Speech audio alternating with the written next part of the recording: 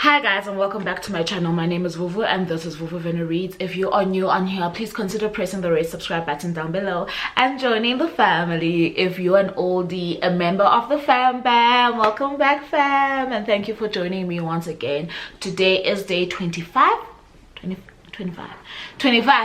of VVR VEDA, and on today's video, as you have seen by the title, I am tucking into this wonderful book that I feel is not spoken about as much as it should be, and this is Things My Mother Left Me by Pulane Mlilo Mpondo. If you're curious as to what this is about, please do stay tuned. So Vena _reads is an amazing book reviewer, also YouTuber. She reviews books on YouTube, and if I'm not mistaken, she also has a blog as well. So please, if for your connection with literature, get in touch with or follow at VUVUVENA_reads. She is based in South Africa, and I think it is also extremely important to follow literary content creators who are based outside of the West and in continental Africa, because they do a really good job of bridging the gap. We appreciate you, Vuvu, for bringing us Turning Pages and for bringing us your BookTube channel. You know, this is a chance for people to actually see some people that I really enjoy. Please consider pressing the red subscribe button down below, and if you are returning, welcome back fam. Vuvu, you're amazing. Thank you so much for your time. So before I get into the reasons why I love this, I'll give you just a few teasers, right? It is a collection of 6 short stories by Mlilo, and this one is a South African author. I almost said based in Joburg, and I could be wrong, okay? South African female author. It's published by Blackbird Books, and it was sent to me for review purposes. I absolutely loved what she did with this book, but first and foremost, let's talk about this cover chair. Excuse me, okay? Do you see? Do you understand? And then, as though the cover were not enough, they proceeded to, oh, mine is a side copy. I love this very much.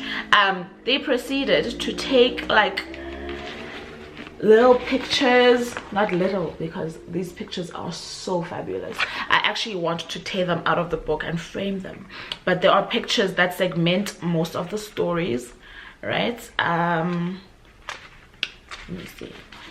And most of them talk to actually exactly what's going on in the stories that she tells, right? So there's more than 6 of these because the stories are kind of sectioned into not one chapter but a few chapters per short story. So I'm just gonna read you the synopsis. I'm gonna read you a bit about Mlilo herself. This is her. So I think I'll read you about the author, and then I'll read you the synopsis, and then I'll tuck into this wonderful offering. So it says, Mlilo Mpondo is a 34-year-old born-again Christian and mom of 3 little girls. Mpondo's writing expresses a commitment to telling the stories of women who the world considers vulnerable and without agency, in a means to redefine the limited Eurocentric understandings of self-determination, while displaying an urgent need to dismantle and reconstruct perceptions of African women. Through her use of metaphor, she has a natural and effortless ability to describe a distinctly feminine energy in all its beauty, rage, resilience, or despondency to what life has served. Mpondo aims to give women and her shared heritage a platform to chant and come undone without shame. With a career spanning a decade, Mpondo has been published by and contributed to various national and international platforms such as the Daily Maverick, Elle Magazine, Marie Claire, and UK Guardian. Her has culminated in a debut novel titled Things My Mother Left Me. So the synopsis reads, I hear them climb onto my roof, the men.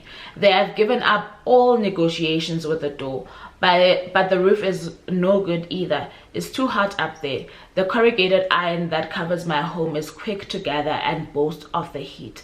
That iron roof makes life uncomfortable. It bakes and heaves with the heat, playing musical chairs, making us unwelcome visitors in our own home. That roof is cruel, and now it is burning the souls of the men who are trying to save our lives.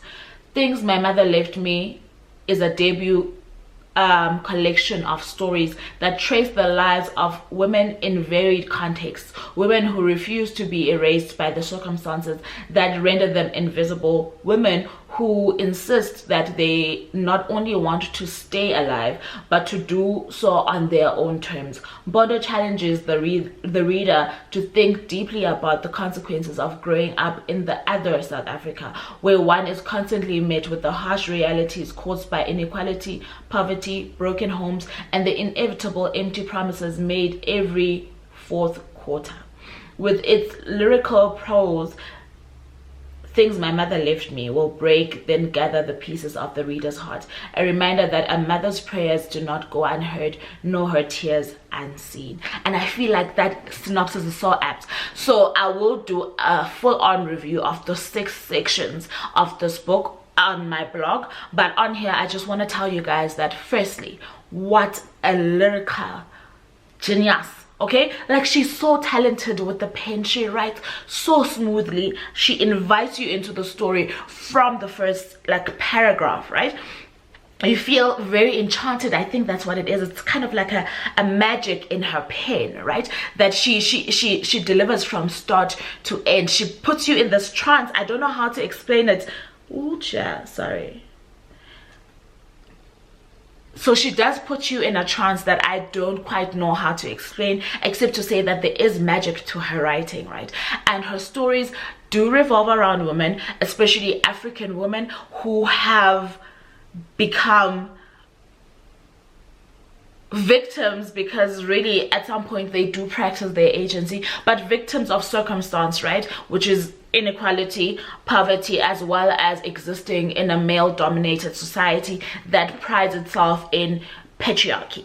And she instills these strong women who have certain vices, but at the same time such an apt level of this is not what life is for us, or it is not all that life could offer us as women. And if I can't fix it for myself, then I'm definitely gonna fix it for my daughter, her child, etc. And the determination in all of these women's lives is phenomenal, and the things that they achieve together and the secrets that they keep together and the mechanisms that they use to get out of struggle together is really very fascinating. And somehow she weaves this through with urban, I'll call it urban legend, but it's really like folklore that we grew up being afraid of, right? When it was told to us, but she brings that to life. She questions a lot about what it means to be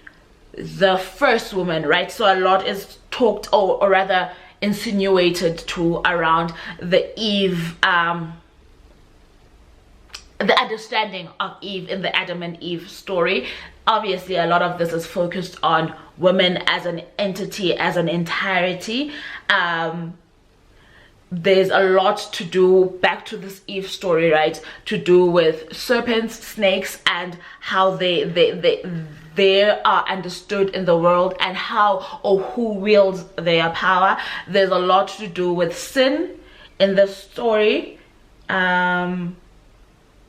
And she does delve into generational curses, generational blessings, and what it is that we do leave behind for those who follow, right? And I think she does it in, man, for me, I was very uneasy at times, right? Because there is a darkness to the stories that she's telling, but also there's like this unspoken hope, optimism, and kind of like a giving back to, especially I feel like the female reader, a giving back of power to the female reader to understand that there are circumstances and then there is you, who is the ultimate magic. I don't know if you're hearing me, but if you are, you'll understand that this is something that was such a bliss to encounter on paper by a young South African woman, having dug so deep within herself as well as within her heritage, as well as having been so observant of our world, and from the perspective of a black female in this circumstance, who has to navigate, especially a millennial who has to navigate both sides of history, right? I don't know how else to say this, but this is a work of art, and I commend her for this beautiful, beautiful offering. I have no doubt that you guys know that I rated this one a 5 out of 5 stars, and if you have not yet picked it up, do look out for it. It is really worth your while. And with that said, that brings us to the end of this review. But a full-on proper, if you want to get into the meat of the review, will be up on my blog this week as well, probably on the same day that this video comes out. With that said, I love you so very much for choosing me once again, and chat to you guys soon. Bye for now.